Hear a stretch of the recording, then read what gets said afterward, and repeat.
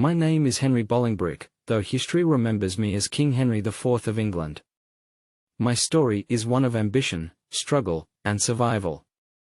I was born on April 3, 1367, in the royal castle of Bolingbroke in Lincolnshire, the son of John of Gaunt, Duke of Lancaster, and grandson of the mighty King Edward III. Yet, my journey to the throne was anything but straightforward. In 1399, my cousin, King Richard II, ruled England.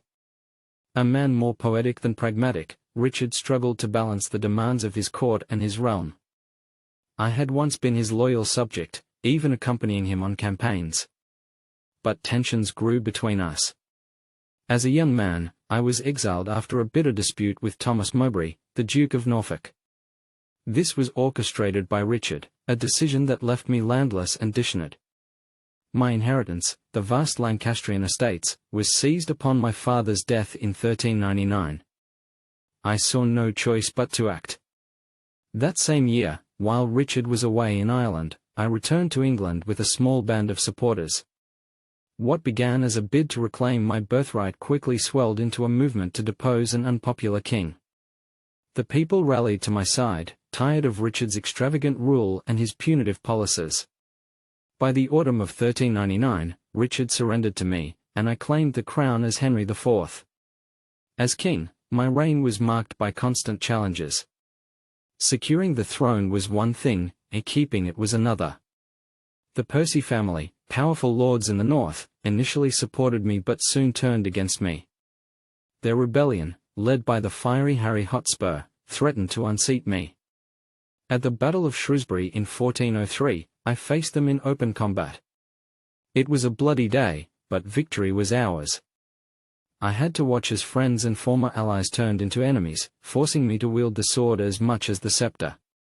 Religious dissent also troubled my reign.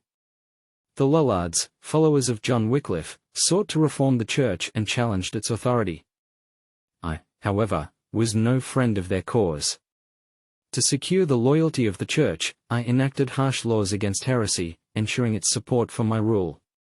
Critics may call me severe, but I ruled in a time when rebellion often wore the guise of piety. My health began to fail in my later years. Some said it was divine punishment for usurping Richard's throne, and others whispered of poison or the toll of constant warfare. My body was racked by mysterious illnesses that left me bedridden for weeks. Despite my physical decline, I worked tirelessly to secure the succession of my son, Henry, Prince of Wales. He was a promising young man, though at times reckless. His exploits in battle earned him fame, but his youthful defiance tested my patience. Yet, I saw in him the strength England needed. My last years were spent preparing him to inherit a stable kingdom, free from the chaos I had endured. In March 1413, I felt the end approaching. I was at Westminster Abbey, praying before the shrine of Edward the Confessor, when I collapsed. They carried me to the Jerusalem chamber, where I drew my final breath. I passed knowing that my son would carry the Lancastrian legacy forward. My reign was far from peaceful, yet I leave behind a tale of resilience.